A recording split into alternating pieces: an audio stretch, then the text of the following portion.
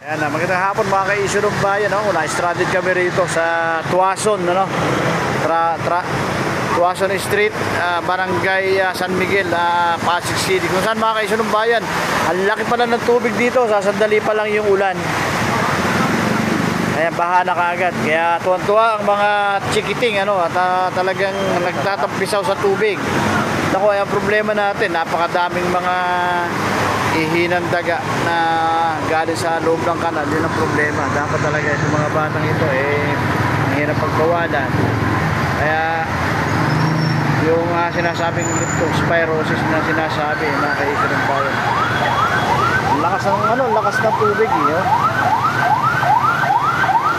bigla tayo na stranded dito. Ayan mga kaisip ng bayan, kasama natin si Kuya Paharon.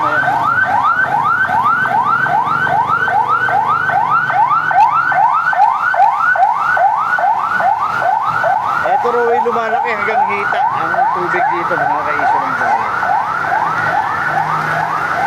Malaki na tubig yun. Tuwa pala mga bata rito pagka umuulan.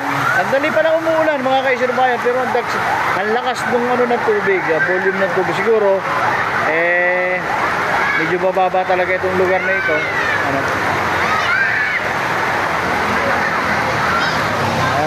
Kaya yung mga dadaan ng San Miguel papunta ng palengke ng Pasig, mga ka-issue ng bayan, maghanap na kayo ng alternative na daan para po huwag kayong ma-stranded, baka po malumog.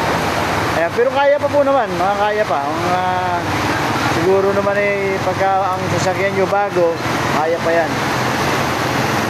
Mga ka-issue ng bayan, ayun po yung circle papunta sa San Miguel. Ito po ng palengke yan. Ano yung palengke na lugar?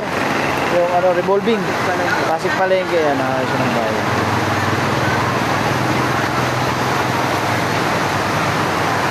Lakas ang tubig mga issue ng bayan. Yung mga motor, ang dami rin mga kabataan na nagtatampisaw sa tubig baha. Hindi nila alintana yung kanilang makukuha sakit dito mga kaibigan. Natin yung mga ihinat tagay na nagbibigay ng sakit sa mga bata, lalo na yung mga may sugat o delikado to. Kaya lang mahirap pagsabihan ng mga ganitong bata.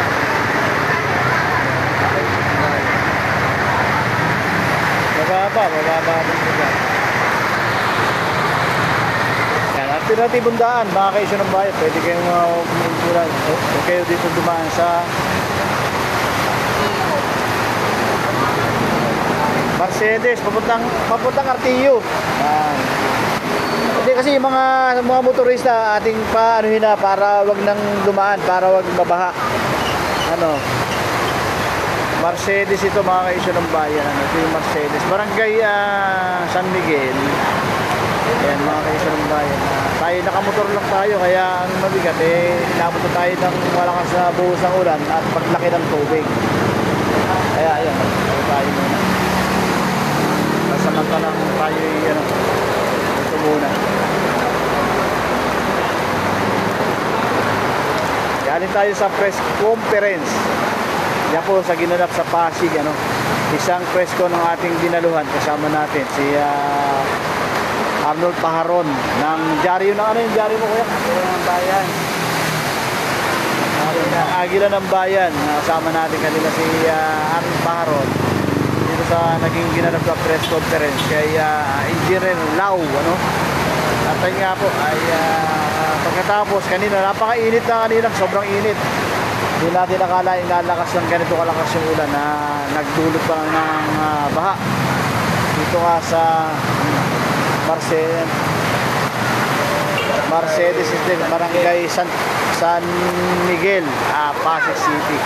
Yung mga bata talaga din may iwasan na nagtampisaw sa tubig at mabigat, nagkano pa sila doon talagang mga binata na po. Tuwan-tuwa sila rito para silang nasa beach daw nila, nasa beach. Yan. Kaya mga ka-issue ng bayan, magandang hapon po